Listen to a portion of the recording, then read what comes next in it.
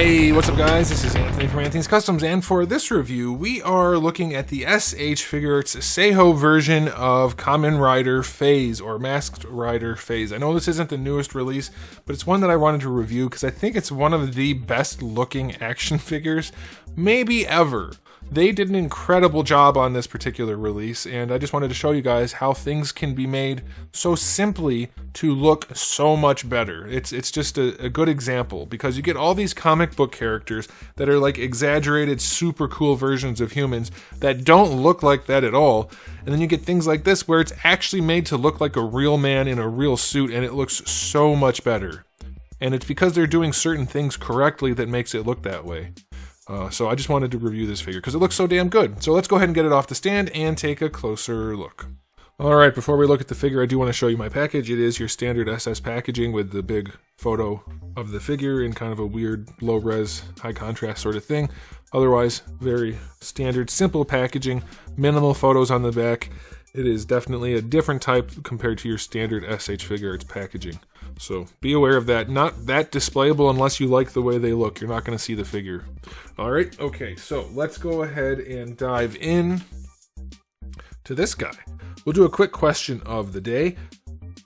Are you guys into Kamen Rider, or are you just into cool figures, or how did you get to this video? Because this one, I'm not into Kamen Rider, but this figure is so darn cool. I would definitely like to have it in my collection regardless. I got it just to review, but I'm thinking I might keep it because it looks pretty dang good. So good.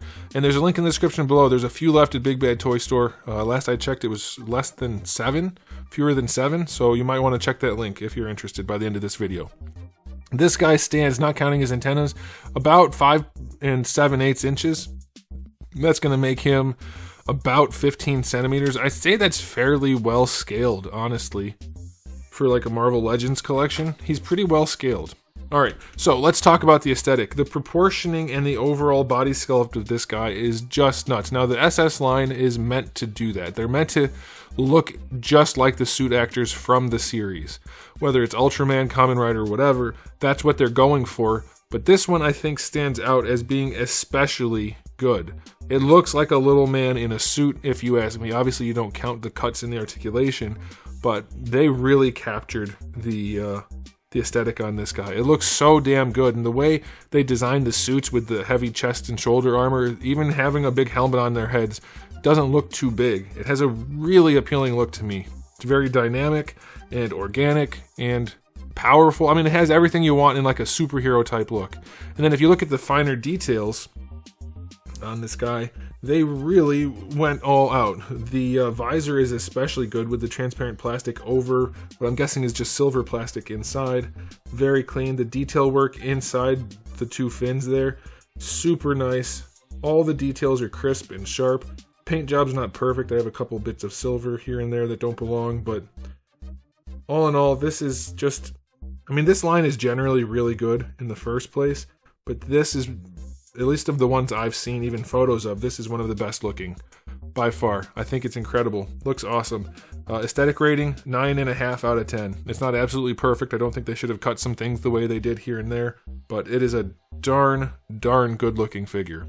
Now, for accessories, we'll start with the belt before I even cut to the photos, because you get these three things. You get the phone here, you get this stick thing here, and this thing here. So those are all their own accessories. They all come off. The phone especially, it falls off too easily. It just slides in there, which it falls off way too easily, and it's super duper annoying. But you do get to do this, which he does in the show, and the phone does open up. Let's see if I can do this on camera without my fingers being in the way too much. The phone does open up, and it has an incredible amount of detail. It's tiny, and it's so well detailed, so that's really cool. And then these are his three main things, as far as I can tell from the little bit I've seen, thanks to my buddy sending me a video showing me the character, because I never watched Kamen Rider. The phone does turn into a gun, and that looks really good. The stick thing that goes on his belt extends a little bit and goes on his leg and turns into a kicky thing. He kicks with it. And then the thing on the side that looks like a tape player, that turns into a punchy thing. And so that's pretty good. And those are all usable for the figure. But then you do also get this one other thing. I have no idea what this is. I don't know if that has something to do with Maybe when, like, you can buy his motorcycle, I believe, and maybe it has something to do with that, I don't know. And then you also get another phone that I guess is just the not souped up version of the phone. The insides look about the same, but then the outsides have less on them, so I don't know. But you get that, and then you get a whole buttload of hands, which is a bunch, and you can pose him around with different hands and all those accessories very nicely. So accessory-wise, I think it's a good thing they don't come with their bikes. That allows people the option to have them or not. Like, a lot of people like to complain, oh, they need their bikes. Well, then buy it if it happens to be one that they sell. If not, well, you know what, too bad, because a lot of people don't want to spend the extra $100 or whatever it would be for the bike. So I'm going to say 9 out of 10 for accessories. Very good. Okay, let's talk about the articulation. The head moves around incredibly well because it is not over-engineered garbage. It is simply engineered to work very nicely. You can make this guy look wherever you want reasonably. There goes the phone. It falls off way too easily. But yeah, that's nice. Shoulder pads, to be accurate to the show, they are connected to the chest with plastic chest piece. So be aware of that. That will be somewhat of a problem when posing. But raising the arm up, you still get really good range with no real problem there. And bringing the arm forward definitely looks less good. You can kind of finagle it a little bit to be okay, but it's going to be a bit of a problem. You do get the ball peg in there. Let me see if I can brighten this up a little bit for you without, I'm trying to not blind you on the silver because it's fairly shiny silver. Oh, I didn't even mention how clean the paint is, did I? Or maybe I did. I don't know. I'm doing so many reviews today, I'm losing my mind. But yeah, the shoulders move around very nicely inside the body, and then you already saw that. So the full rotation part is definitely not going to be as good because of the way they connected the shoulder pad. I think they probably shouldn't have done that. You'll be fine with it, but I think they should have just sacrificed that, let it connect to the arm so that you can treat it like an action figure more than going for perfect accuracy. But that's a trade-off that they just didn't want to do, so I can't really fault them for it, but I would probably do it. Bicep swivel is fine, double jointed elbow is fine, wrists have a nice ball hinge in there, really good range. For the torso, I'll just show you both the top and bottom put together. Really, really good range. No issues at all. This guy just looks so darn good. I don't know exactly what it is. I think it's just a combination of all the things of having really good human anatomy and then a cool character design and then executing it all really well. But they sure did. It's nice. The belt is a floating piece, by the way. The legs going out to the side. Pretty good range. No real nugget situation, so that's good. Going forward, he does kick out to the side. That's unfortunate. You have the ball peg in the thigh cut that helps a little bit. Not a ton, so it goes out to the side, but good range. Going back, not bad at all. You do get your thigh swivel, obviously. This is that joint that bothers me, because they gave you that ball peg for extra range. I don't think it's worth it. I think it hurts the aesthetic more than it helps posability, but it's not a huge deal. So there's that. You have your double jointed knee, which is not the best looking thing or the best range. I mean, it's okay. That's it. And then this is a floating piece just to hide the ankle. It's part of his armor. And then for the ankle, you get a ball peg that lets the whole thing move around, kind of like the way they're doing the Naruto figures nowadays. So that moves the ankle around, but then you can bring the foot back that far. You can bring it forward pretty far. This is a soft piece, by the way, the silver part. You get a really solid ankle rocker. It's not like the most crazy amount of range, but it's definitely reasonable and it looks good. Then you have the toe hinge, which is a really solid toe hinge. That's good. And by the way, the feet have crazy amount of detail on the bottom.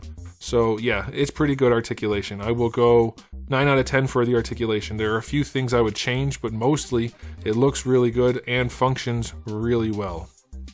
Okay, so now it's time for the final verdict. If you haven't guessed, it's going to be pretty good. This is one of the better figures I've seen that is a human, that looks really good, functions really good, has lots of accessories. Yes, it's a little bit expensive, but it leaves you wanting nothing, almost.